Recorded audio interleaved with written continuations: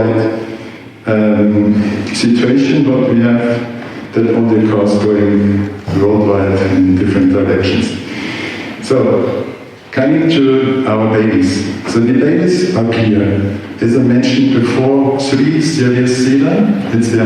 It's the famous sedan car what we have at BMW. And to be honest, we produce around 1,800 per day in 3 plants. So 310 in Mexico, the rest in Munich and in China. And as well in China, we can have it in a long version. But this year was very exciting year for SLP because we have now our real Mexican car in. It's the G42, very sportive car.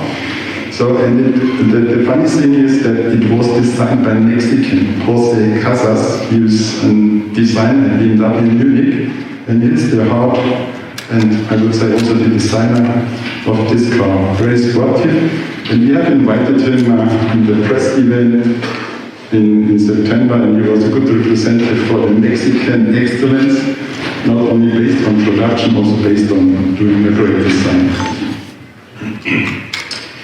Yeah, so that are the babies, but looking forward for the next months and years, of course, we have some cars still in planning, but I cannot tell you which cars are coming in. That's still a secret. To do the big bang then next year, and you will see some surprises as well for that plant. Good. So 9 milestones, and it's a short story about the plant itself, and we are really proud. I really will headline one issue, and it's during the COVID situation.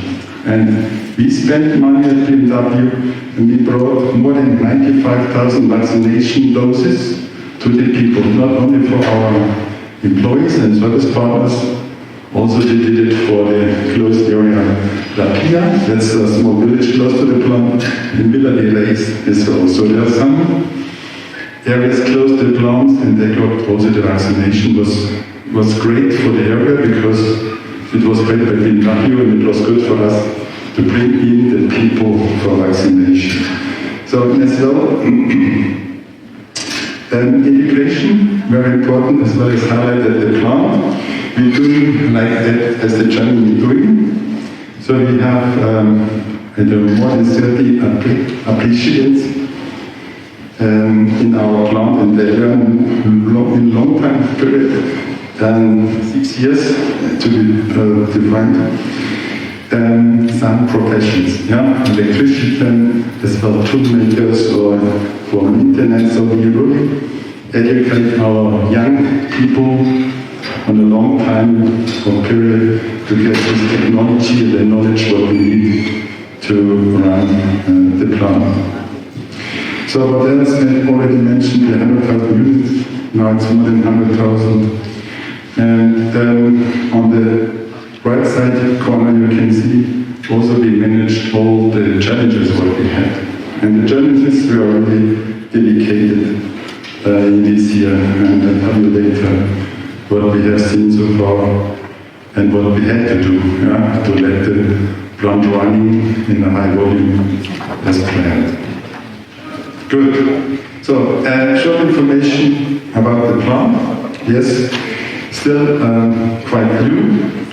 And we are part of a big production network at BMW. And before we go now to the supplier network, I would like to show you a short introduction. What does it mean when we do manage supplier?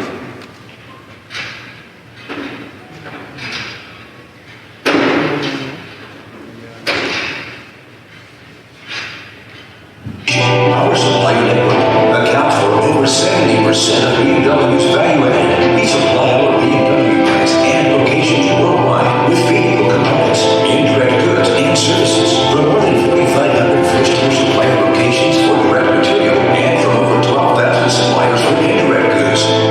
In addition, our own 6 component plants supply us with parts. We deliver more than 30 billion parts per day. We are responsible for purchasing volume of 60 billion euros per year, 20 billion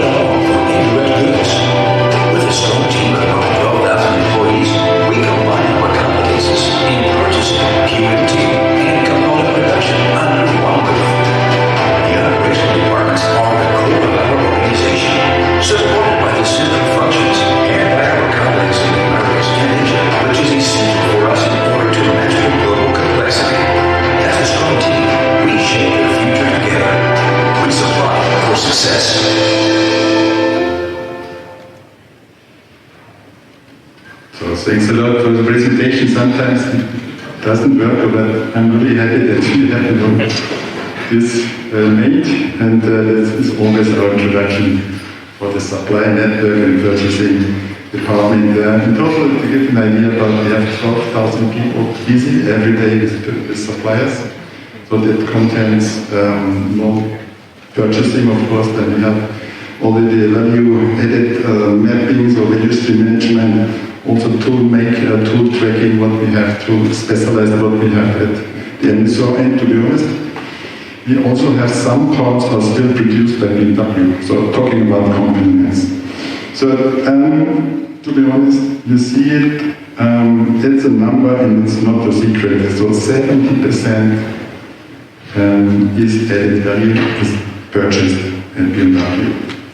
30% is self-made, and you know the main topics is the body, of course, the powertrain models, engines, for the new future, we have the electric cars as well, produced and designed at BMW.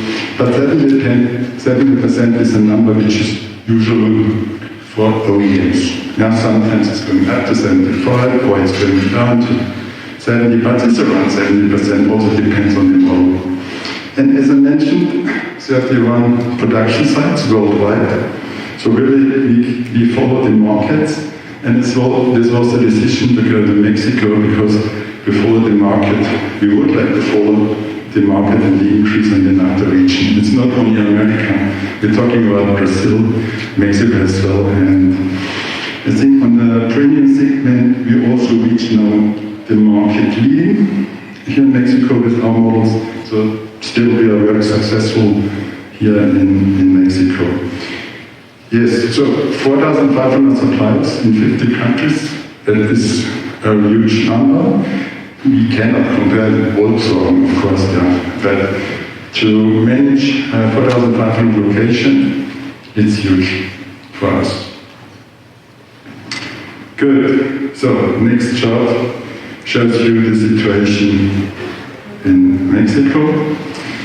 And that's really this important sentence, and I really appreciate this sentence, because each BMW, yeah, worldwide, and we're talking more than 10 million what we have in the field. And at least I would say more than 50% they have one at least single part, more than one single part, which is made in Mexico. So it's a number. It's a number because now you can see if we miss this single part, which is made in Mexico, we cannot produce cars. So that's the point. Mexican suppliers are very important for us. And for plant San Luis Potosí, we have 20 cheese suppliers. They are mainly located in the industrial area, in this industrial park. But 20 is not the number what we see in Spartanburg. And we produce in Spartanburg all the X models, so XE, 4, 5, 6, 7, and also new model will be coming soon. So they talk about 65 cheese pods. And there are some cheese pods also produced here in Mexico, and we ship those pods over the border to America on the long way. And you can imagine with all the circumstances and all the influence, what we see that we are really take care about this supply chain will work very reliable. Still, as I mentioned, the number 220 suppliers located in Mexico in total.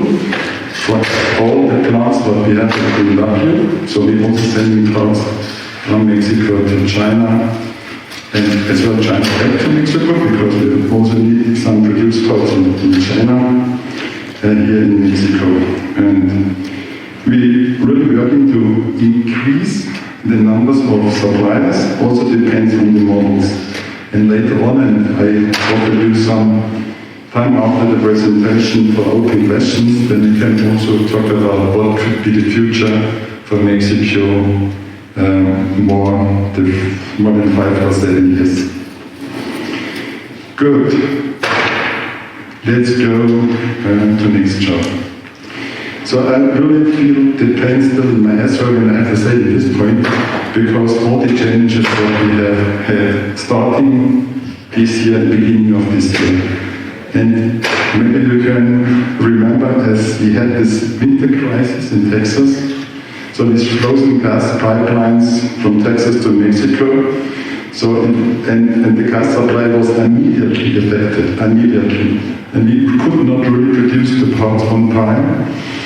And also it has affected the raw material side, the resins, the plastic, the grains, everything which is produced, and it also depends on the gas supply. So the supply, the global situation on the supply side was not really stable starting this year.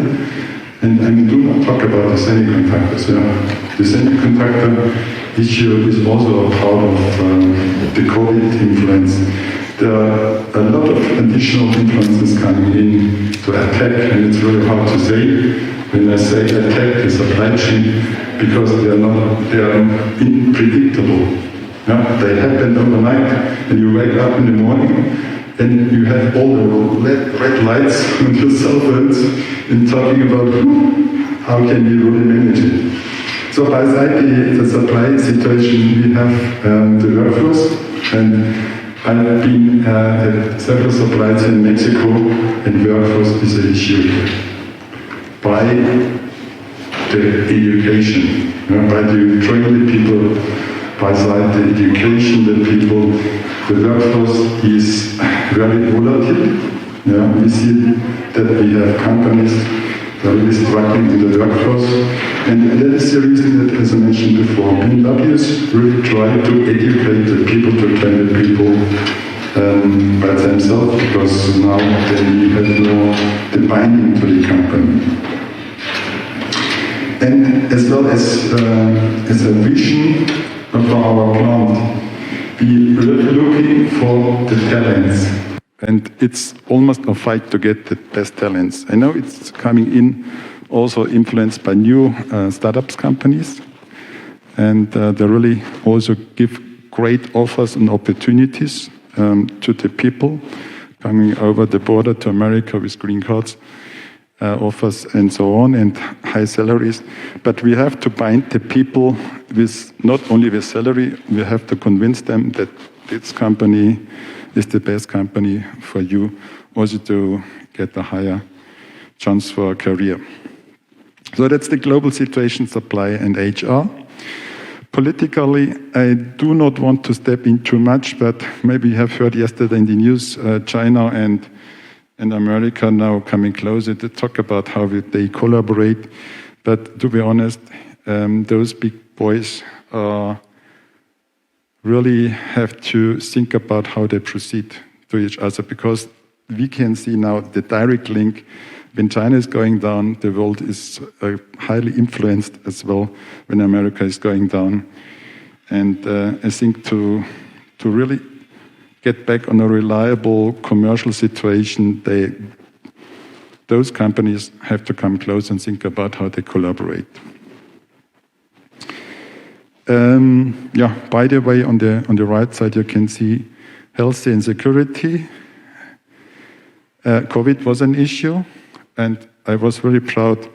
And we had talks to the governor in St. Louis de Potosí, and he never stopped the automotive sector. Yeah. There was some protocols coming in, but together with us and together with our suppliers, we could find also solutions to get the parts produced on time and the right demand. And I don't mention it too long, but yesterday I talked to my family in Germany. Now they are running in the fourth wave because there are a lot of people in Germany that are not vaccinated. And now you see the results. They have to really think about how they're coming in a better solution. Good. Of course, the cartels, and I'm to be honest, to be precise, I never felt unsafe in Mexico since I arrived. I started 1st of November last year, so maybe I did the right things I never went out after 6. No, I had also some vacations here in Mexico. So you have to think what you are doing, as well as a foreigner. And I think still we have this issue, but not really big influenced at BMW. And on the financial side, and I really have to mention it because it's the cost situation. To be competitive with our plant in Munich, we have to calculate the full cost situation, and that includes not only the production cost, it also includes the transportation costs. And as long as we have to transport parts from Europe to Mexico, because missing second and third tier suppliers, that means we have to think about the costs. And we still are competitive against Munich, but not as supposed to be. So there was always the planning that Mexico have a big advantage on the cost side, but it was a bit influenced, and when I say a bit, then it is still the case that the transportation cost, when we ship parts from Germany to Mexico, influence the profit on each car. Good. So that's the area of challenges, and it is the world now into 2021, and hopefully so 2022 be coming back on a more reliable situation, but the predictions are not good so far. Let's work on it, and we learned a lot of the last months in this year. And what we have learned is, well, and I'm going to next chart, that it's not as we did in past that we manage the first tier suppliers, we also have to consider what's going on at the second tier and the third tier suppliers. And that's our lessons learned for the, after 6 months in this year. And when we talk about lessons learned and to know what's going on at the second and third tier supplier, then we should know how we measure them. To measure the first tier, it's the normal case. We have all the KPIs, we have the sensors, we give feedback every day, every week, every month, but we do not see any KPIs from the second and third tier. And through all the crises what we have seen this year, we are big influenced by the second and third tier. And as I have seen this afternoon, there are a lot of second tier suppliers as well here. Also, some suppliers are providing or producing parts for the machining, for the equipment what we need. And as well, we also fight not only to get the parts in plant, we also fight to get the after sales, so the spare parts for our welding equipment. And it's also an issue that we see what's going on the equipment side, what we need. So that's the challenge as well. And the idea is to use the digitalization, the technology about digitalization, to get a crystal clear, transparent supply chain on the critical side. This is quite new. So the last 20 years was always keep in shape your first tier, then you're lucky, but not so far anymore. We have to also keep a close eye on the third tier and second tier. So, are we too fast? No? Okay, good. Okay, then let's carry on. And the next slide. So you can see also 6 pillars, and that are bottlenecks. The bottlenecks, and to avoid major supply bottlenecks, we talk about in a specific way what we have to do to bring down this risk, the risk situation. And to be honest, the risk situation is not only risky for the company, it's also risky for the people. Yeah? So when they have to do 12, 14 hours days, and as well also some availability over the weekend, then it's really going on your performance and as well on your conditions. So we have to really get out of these circumstances to coming back to normal business. And to get easily back to normal business is if you increase your safety stock. Now we're talking about the days on hand. Days on hand is now very used every day, and we talk to our suppliers, how many days of hands do you have? It's equal to the safety stock, of course. If you want to increase your safety stock, you have to run additional shifts. But I think that's the countermeasure, it's the containment so far, really to bring in more reliability in the supply chain. So we are talking to the suppliers in a partnership way to find a solution how we can increase the safety stock. Good.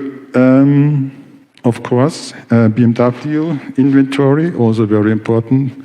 Digitalization about inventory also is an influence what we have to work on it and to transparency in the supply chain. And I give just an example.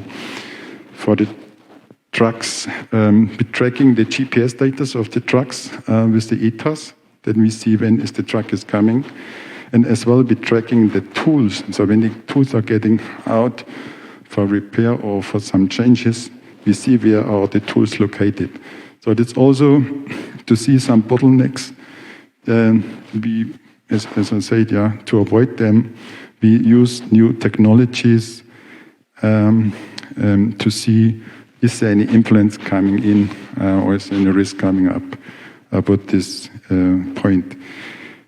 Let's mention one topic for the future. And I'm coming now partly to the semiconductor point. Maybe you have asked yourself, why was BMW so successful the last time? And I can give you one answer, which is we have a clear communication to our supplier, which is based on a system.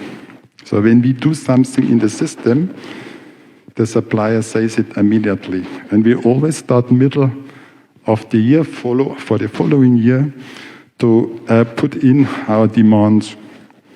So, and as well for the semiconductor side. And maybe we were lucky, or it was our professional behavior, but in 2020, we put in at least end of August, the numbers for 2021. And that was our key successor, that we run so well as possible. Because, of course, to be honest, we see some hits, but not as big as the other ones. So that's the point. Yeah? Long-term agreements with suppliers and a clear, frequent communication. And we call it GIS, that's our system. And when we set up any information, within seconds, the supplier, they see a red flag coming in. Something is ongoing at BMW, and we come closer to find a solution with our suppliers. Good. So that are the levers, our levers for avoiding bottlenecks for the future. And that is additional work. It's not easily done by the people. It's additional capacity what we need to get this point solved. But it's really worth to do it. And we see the first results. When we increase the safety stocks, then we are more stable, which is the most important thing for production. So everybody knows when you do not have parts for production, then you cannot really produce. And that is our target here, that purchasing. Good. Yes, so coming to the next point, which is our model. And You've heard maybe about the EFQM model. EFQM model stands for European Foundation Quality Management. It was actually based on the QMS system. But there were a few guys in Germany came together 10 years ago, and they were thinking about how we can define a business model based on some criteria. And BMW is using it since 2015, so since 6 years. And our business model is for purchasing, and there's a symbol on the left side you can see. I call it easily as the gearbox, and the gearbox has 6 gears which are running in one direction. And it's good to have it in one direction, because otherwise is every gear turning in a different direction, we wouldn't have any progress. So this gearbox is very clever, and it's working since 2015, and the last year we brought in a new point. It's the new gear. It's called sustainability, and I will talk later about on the sustainability topic, because I think it's very important for the future that everybody has an awareness about what's going on the climatic situation worldwide. So all the gears, they are clear for purchasing. Of course, purchasing has to deal with cost. And secondly, quality is also important. Yeah? So our agreement with our supplier is always zero quality, so zero defect. But I know there's some room between zero defect and some defects. But quality is also important. By the way, innovation, and I think we spent a lot of sentences before about flexibility. You know, the flexibility is also based on the demands, and this year was high flexibility expected from our suppliers, so that we also work on the flexibility side. And our flexibility at the suppliers, to give an idea, is plus minus 15% at least, yeah. But on some suppliers, on critical items, parts were going higher than 15%, which is also a cost discussion, yeah. Good, so that's our EFQM model. It's the gearbox. And you can see on the outside partner and supply network and all the functions what we have here at purchasing. And we are really proud to have still our component production on site, because we learn a lot of our own production side together with suppliers. And I also have some benefits when we're suffering on any technical issues or technology challenges, then we have a closed loop together and can find good solution. And also on the right side, you can see our vision. Yeah, we innovate and lead the supply chain, and the leadership is very important. Yeah, without leading, we are not successful. That's my personal experience the last years. Yeah, leading is very important. To give the supplier the why and the how. Yeah, maybe you have heard about the golden circle from Simon Sinek, but the vision in the combination of leading, it's the must to be successful. So that's our model, our excellence model, and excellence is the middle point of the gearbox, and it is our general requirement. Yeah? So every process should be excellent. Good. So I think coming back to our challenges, because now we use this model and put it over about our challenges. And you can see as headline, the headline is, it's not the innovate and lead the supply chain. My headline in this chart is the excellence. Everything should be excellence. And before I used the word Mexican excellence, I have seen a lot of Mexican excellence in the plant as well as the supplier.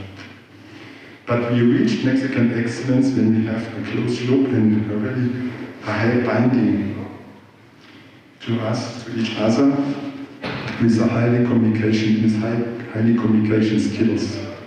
Then we are very successful, and then we reach the Mexican excellence. And I really enjoy the collaboration with the Mexican suppliers because they are really listening and acting as we have agreed. There's no misinterpretation or no misunderstanding. Sometimes, of course, it depends on the language, but we are not really can talk in German and not in Spanish, but more in Spanish as in German, of course.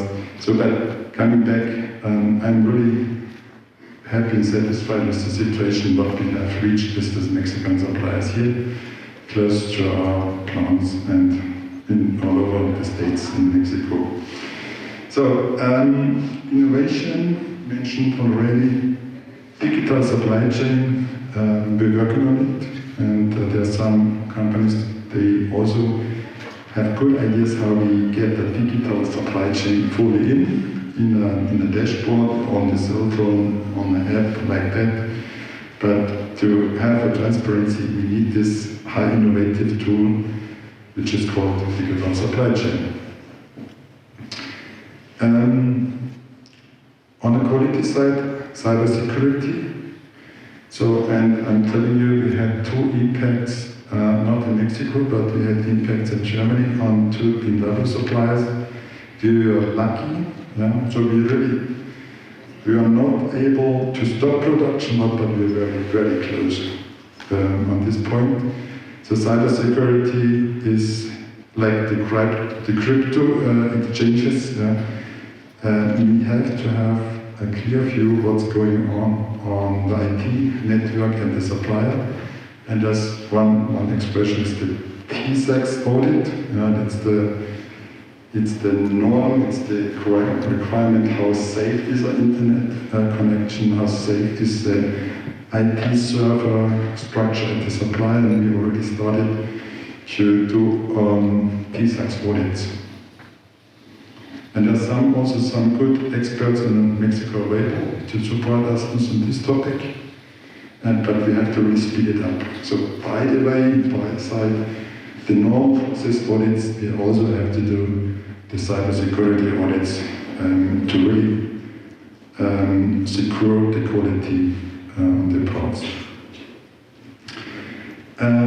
Also mentioned increasing local content, of course, and it depends for the next model which comes to Mexico. We need more second and third suppliers. And now with those events, and thank you again, Oscar, that's a good platform. It's a very good platform to come quick to information and new companies. I've seen a lot of good companies today which fits to BMW. Let's work on it to come closer on this approach. So, and then by the flexibility which mentioned already, let's jump to the sustainability. Sustainability, personally, I was affected through the crisis, which happened in my family and friends. So my friend lost his house in Germany because of this big flood, what we've had a few months ago, and it's not really happy to see what is going on within a very short time of period. And also we have, and some Mexicans told me and confirmed it, have a rainy this year in Mexico. So also an SLT, so we had a few floods on the roads. And so if you're not, I mean, it's really visible, yeah, this point of the climatic situation.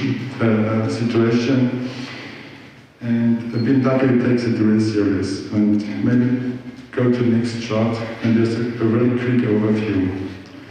We're talking about CO2 consumption. And as far as the color is blue, yeah, so we are not really heavily impacted with CO2 atmospheres in higher areas of the world. sphere. So, and you have seen starting 2000 around that, there was definitely an increase on temperature, which is mainly caused through CO2 emissions. And we have, of course, we have the international agreement, international climate agreement in Paris, yeah, and I'm happy that America is coming back now to this agreement. And as well, 2 weeks ago we had this congress in Glasgow with all the governors or represented from some countries to talk about how we can avoid together the quick increase of the temperature. And there's a good example, so for just BMW, what does it mean? So if you buy a BMW, for the production we need only 1% of the CO2 emission, so it's 0.5 tons. And we're working on it to bring it down to 0.2. There are some actions ongoing at the plant to be CO2 neutral. So CO2 neutral means the car is completely produced without CO2 emission. And we have good ideas to reach that until 2025.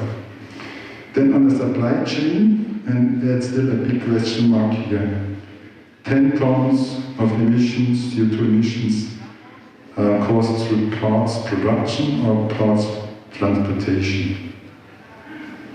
And it's our task here at BMW Purchasing to get now a clear idea how we bring this 90% really quick down. And there's a clear commitment. We want to reduce it within the next 5-7 years about 20%, which is a big challenge, to be honest. Okay, then still we have the 42 tons. If you use a car with all traditional technology, so combustion engine, you blow out of your exhausting system 42 tons. Of course, depends on the power of the engines, but still that's a number, it's an average, which is the biggest and the longest impact on CO2 emissions. And how you can get rid of that? Of course, you can get rid of that or reduce if you use electric cars. But it's easily said to use electric cars because now you have to also think about the structure. You also have to think about how is the electric car is produced, how is the battery cell produced, what we use on raw material. So it's really a challenge to get also this transparency. But as I said before, I really like this chart because it makes it quite easily visible what's happened on the CO2 emission if you use a car. Good. So, and that is the clear agreement. It's our claim at BMW. On the left side you can see Norbert Reithofer. He used to be our chairman of the board, years ago. Now he went back and he changed over to the supervisor board, so he's the chairman of the supervisor board with a long period of experience at BMW. And Oliver Zipse now is our current chairman of the board, and he's really fighting to get the greenest electric car produced and also designed, and that's our mission. So that's, how can I say, at BMW. So if you want to buy an electric car at BMW in a few years, you have maybe then a clear commitment by BMW that the car is produced CO2 neutral. The car parts coming from suppliers with less CO2 emissions. I can't give you a clear number. But also the technology is giving you the feeling, and still maybe the evidence, you do not produce further CO2 emissions through the use of electric car. That could be also a benchmark topic. That could be also a marketing advantage. But BMW has a clear commitment. We want to go to have a greenest electric car designed and produced at BMW, and as an offer for the road for further mobility. So clear statement given by both heads, Germans. So, and already mentioned before use, of course, during use and after use. And the before use, we really should now get more transparency about the raw material, how the raw material treated, and also talking about when we talk about foundering. So when we melt some metal, alloy, magnesium or steel, then we also have to talk to the suppliers how they did it. Yeah? Was it done by gas? Was it done by electricity produced with wind generators or solar panels? So also important for us that they show us the CO2 footprint. And we're working on it with suppliers to get this transparency, and the clear commitment is CO2 reduction for the next years minus 20%. That means, and maybe you have heard some OEMs going in the same direction. I can remember last week we have heard about GM. He told us that they want to reduce minus 2% every year, the CO2 footprint of the supply chain. So also now the OEMs going in the right direction. Good. During use, already mentioned, 2030, we would like to have more than 50% produced and sold electricity cars. So that is still the target to get down our CO2 footprint at BMW for the drive of the car, so during the using. And I know we still will have market where we see the old traditional technology, yeah? Because it's not really clever to give them not the offer to use cars with the old engine combustion engines, yeah? Because they need the mobility, and we're working on it to reduce still the CO2 emissions for our combustion engines. But that's the clear point, yeah. 2030, 50% produced cars and sold cars are electric cars. And coming to the last point, regards to sustainability. The after use and what will happen when the car is used. When the car is damaged or through an accident, what can we do then with the battery? And there are now clever ideas coming in, and there's one idea: you can use it in your private home, at home, yeah? That they use it as power supply in a combination with some solar panels on your roof to produce your own power. And there are some ideas that we're going this way as well to give our customer also the good argumentation and feeling that you can use, or they can use the battery after usage of the car. So I think there's still one chart left about expectations and selection criteria. And to summarize it, and that is not a chart only for the suppliers, also used internally at BMW, but we expect more on the behavior at our employees, as well the contacts at the suppliers. And I think what we have learned the last months is about communication skills. The communication skills are not only based on sending emails. I think we are now in a time point where we have different options to communicate.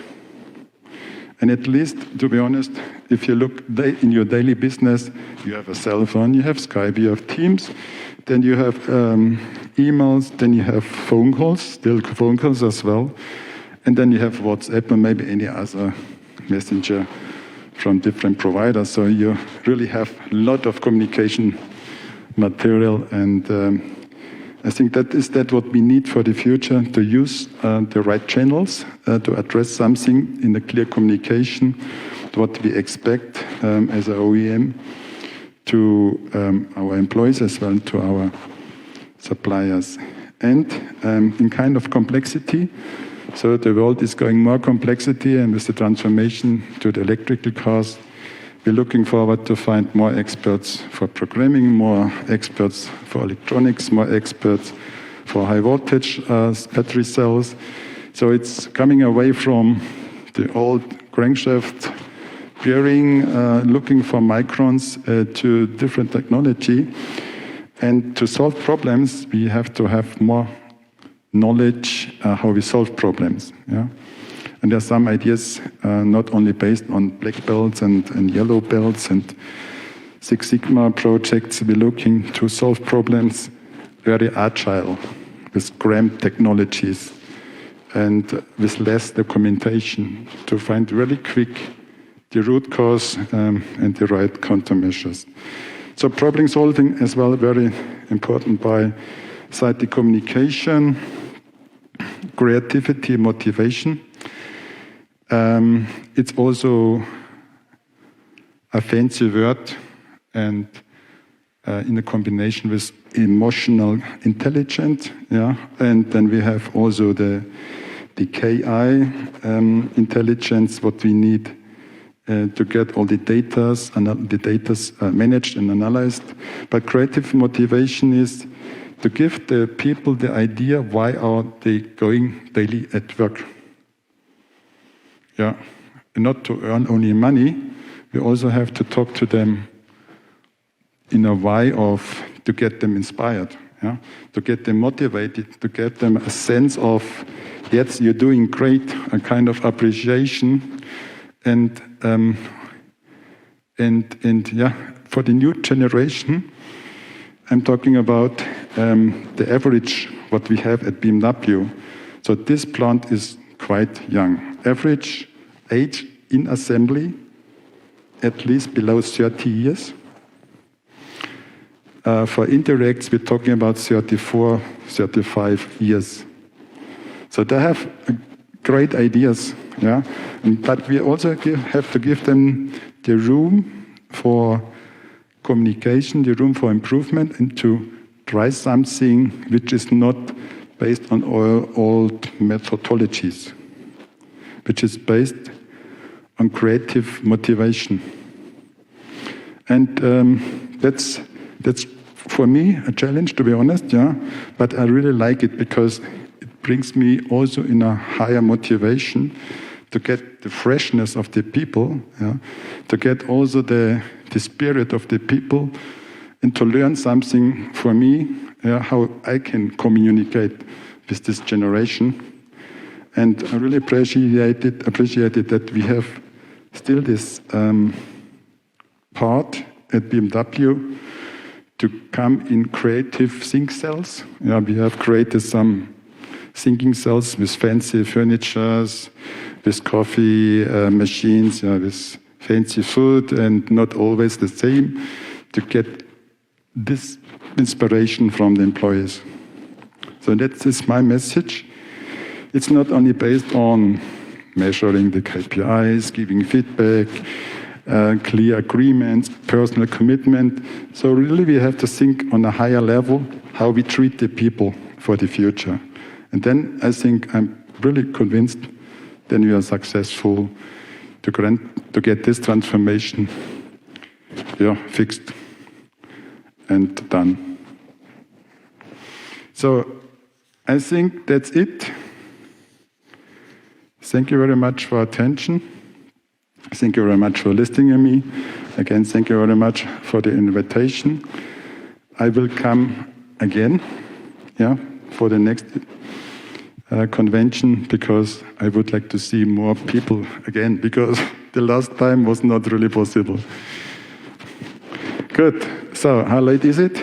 Oh, only 4 minutes left.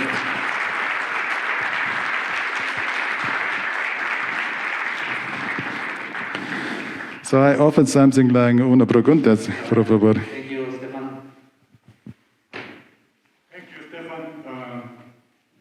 This is a great opportunity to understand what's going on at BMW. And what is going at BMW is what is going at Europe today, and what is going to be in America maybe in 2, 3, 4 years. Sustainability is the name of the game. And I think this is a great learning lesson. And I believe I would like to understand, maybe you mentioned it, but if you could remark on what is going to be in the near future your requirement to your supply base about how much of the energy that you are using is coming from renewable energies. And also, how much of your raw material is also coming from that energy. Yep. That is one. And the second is also, I believe today in injection molding parts in plastic, you accept some percentage of resins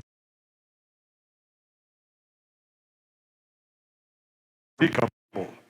Today you said I have a minimum, you could have a maximum 20%. And maybe in the future it's going to be in reverse. You will have at least 20, 30, 40, 50% of recyclable. More, Oscar. Okay, So thank you, Yeah, Stefan. should I answer? I would like to answer about this question. Sure. I think we'll still have time, yeah, because I was the last one. Okay, good, thank you. Best example, glass. So we can easily start to recycle glass because we're doing it. Yeah? So glass is 100% recyclable, and we will have very soon 100% recycled glass. Yeah, but it's just an example. Coming to your plastic example, yeah, plastic injection part. Today we had a meeting with Munich, and we talked about new technologies, and our design and our research department is looking to find some materials, 100% recycled material on the plastic side. And it's possible, so we still have seen the first parts, but not in this nice design, yeah? You know, we always would like to have high-class services, very shiny, very premium, shiny, but I think we have to go through our expectations when we go in a car, which is not as should be, or it was, with this high-class parts, then we also should consider, okay, I get rid of this requirement or about my imagination, but I still use, or I use a car which is 100% recycled. So really get rid of what is the old imagination about a premium segment and what is the new imagination, which is based on very CO2 neutral conditions, produced conditions. This was the first question. The second question was, or was it the second question? I can't remember. It is fine. It's about the percentage of the energy on renewable. Yeah. Okay. Let's keep on going. For the plant in SLP, end of 2024, we are CO2 neutral. How we do it? We bring in biogas. Someone told me chicken shit, but it's not chicken shit, it's biogas. I don't know how you can produce biogas, but you can use different biologic products. And then we have a lot of solar panels. And there also would be maybe a wind generator, but it's not confirmed because the wind in the SLP is not really constant. But that's easily to really get all the power in the plant to be CO2 neutral. And we have still gas turbines running. So that means we can use as well these gas turbines, but with biogas. Thank you, Stefan. Any question from anyone? Oh. Well, You are here first, I'm sorry. Yeah. My name is Roberto Villanueva. I belong to IMA Solutions Company from Aguascalientes. I want to thank you for being here, and your presentation was very good and very interesting. You are welcome to Aguascalientes anytime you want. And I have one question for you. For us as vendors, what would be the first step to become a BMW supplier? Thank you very much for the question, what I have expected for today, to be honest. Yeah. So there's a specific process, but I would say at football, I'm the agent to get the first contact. Yeah. So because I'm the extended arm from Munich, but the supplier selection is done in Munich, but I bring in my experience, yeah, all the contacts. It is very important for me that I get all the contacts collected as well, discussed with some suppliers, and that's the bottom-up process. The top-down process is that Munich tells me I have to do something like that, looking around to find this specific technology. So now becoming in the gap situation that they ask me for new technologies, but I have not seen so far in Mexico. Why? Because based on the new technology. And that's the challenge for Mexico. We really have to speed up these technologies here in Mexico to be competitive for the future.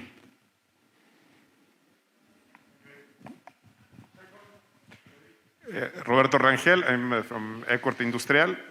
We supply indirect parts to the automotive industry. You mentioned several times the issue with the transport, the cost of transportation, and with the pandemic, evidently all this disruption of the supply chains has been really, really bad. Based on that, do you have any targets on local supply here in Mexico? Are you looking to increase that local supply? In what amount? Are there any targets? Or it's still something very big? I know that you want to generate local supply, but I don't know if you have specific targets on how to get there and how fast you're going to be getting there in order to reduce the transportation costs and have more local supply. Yes, so it depends on the new model. To be honest, so with the existing models, because the G20, it's the shortcut for BMW C-Series sedan car, is produced in China and in Munich. So, but the volume, what we produce is based on the 3 plants, and I told you we're producing 1,800 per day, like that, yeah. So the first tiers are clear. The first tier are mainly located on the plants, close to the plants. So talking about the chip suppliers. The second and third tier, they are linked to the total volume.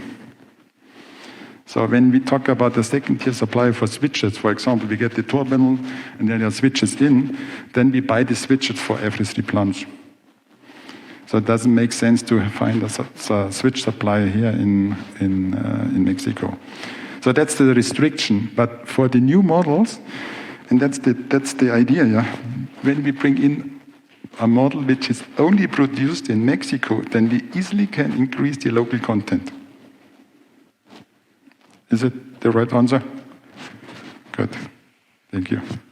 ¿Alguna otra pregunta para Stefan? ¿No? Yo quisiera solicitar a Sayuri que suba a que recibas tú también el aplauso. Sayuri trabaja en BMW en el área de compras y es una gran ejecutiva, déjenme decírselos, para que le echen el ojo y la contacten. So, Stefan, Sayuri, thank you very much. You were very good. That is everybody knows that the car that you produce is top of the line, but it's being produced with top of the line people and with the top of the line suppliers. Okay? So thank you for being Mexico, and thank you for all the technology that you are bringing into this country. Thank you so much. And please come in here. Good. I would like to say something, Oscar. Yeah. And maybe Sayuri, you can come closer to me. So anyway, Sorry, it's my extended right arm. Yeah. Para I really appreciate Sayuri. to have it here close to my side. She's saving me when I get lost in Mexico, and I need her. Thank you. Thank you. La foto. La foto con cubrebocas. Gracias, gracias Stefan, gracias Sayuri, Oscar, muy agradecido. Muchas gracias. Los esperamos ahorita a partir de las 6:30 en el mezanil que está arriba de la entrada. La escalera está a un ladito de las mamparas. Va a haber un coctelito por ahí para que hagan, para que se relajen, ¿no? Por todo este día de trabajo que tuvieron. Les agradecemos mucho y mañana los esperamos a partir de las 9.